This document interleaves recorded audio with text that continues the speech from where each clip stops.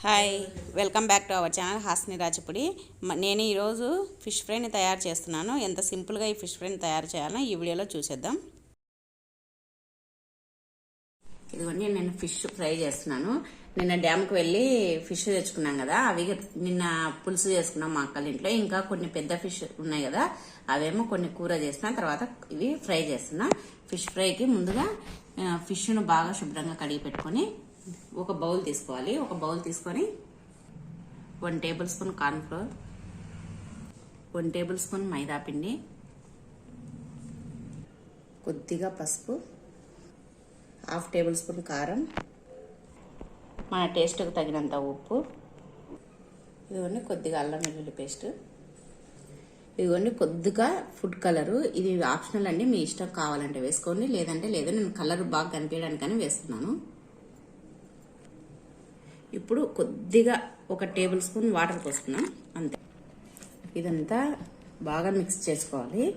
ఇప్పుడు ఈ మసాలా అంతా, ఈ పిండి మసాలా అంతా బాగా కలసాలి. ఇంకా కొద్దిగా వాటర్ పోసుకున్నాము.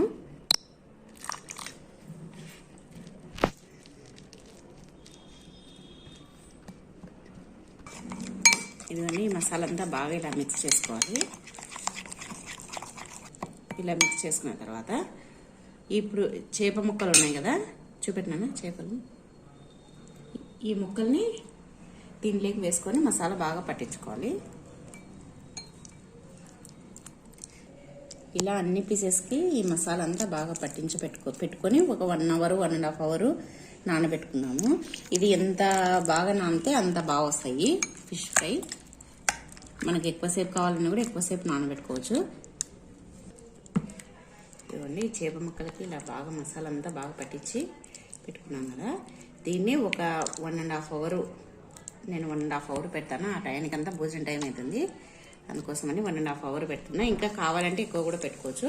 దీన్ని మూత పెట్టేసి మనం 1.5 అవర్ తర్వాత ఆయిల్లో వేసి డీప్ ఫ్రై చేసుకున్నాము. మూత పెట్టేసుకున్నాం. 1 గంటన్నర తర్వాత మూత తీసి చూస్తే చూడండి, బాగా మసాలా అంతా ముక్కలకు పట్టింది కదా. ఇప్పుడు ఆయిల్లో డీప్ ఫ్రై చేద్దాం.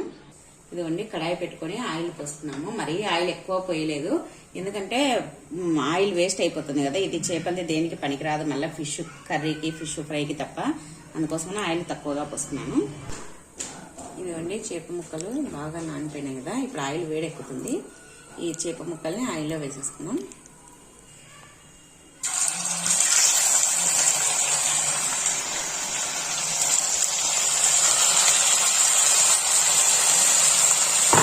ఇవన్నీ 2 పీసెస్ వేసినాను. మరీ ఎక్కువగా వేసినా ఒకదానికొకటి అతుక్కుంటాయి, అందుకనే తక్కువ వేసుకొని వేయించుకున్నాము.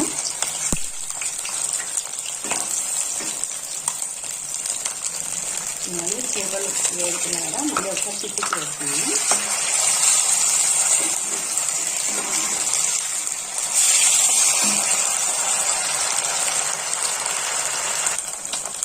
ఇవన్నీ మీడియం ఫ్లేమ్లో పెట్టుకొని బాగా వేయించుకున్నా. హై ఫ్లేమ్లో పెట్టుకొని వేయించుకుంటే పైన వేగుతాయి కానీ లోపల పచ్చిగా ఉంటాయి, అందుకోసమని మీడియం ఫ్లేమ్లో పెట్టుకొని వేయించుకున్నాం.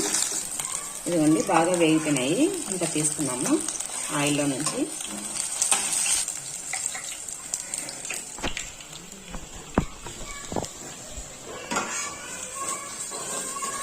ఇదిగోండి, టిష్యూ పేపర్ మీద పెట్టుకున్నాము.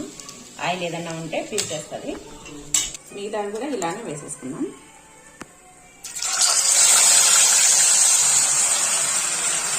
చాలా సింపుల్ కదా ఈ చేపలు ఫ్రై చేసుకోవడం. మామూలుగా మనం బయట దొరికే వాటిలాగానే చాలా ఈజీగా కుక్ చేసుకోవచ్చు. ఇదొకటి నీటి కూడా వేసేస్తున్నాం. ఇంకా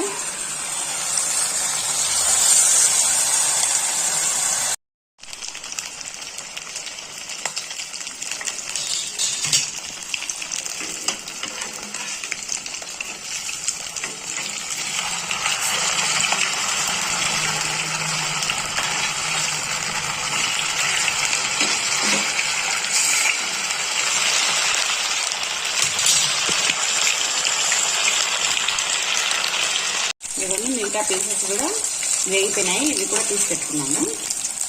ఇవి కూడా టిష్యూ పేపర్ మీద పెట్టేసుకున్నాం.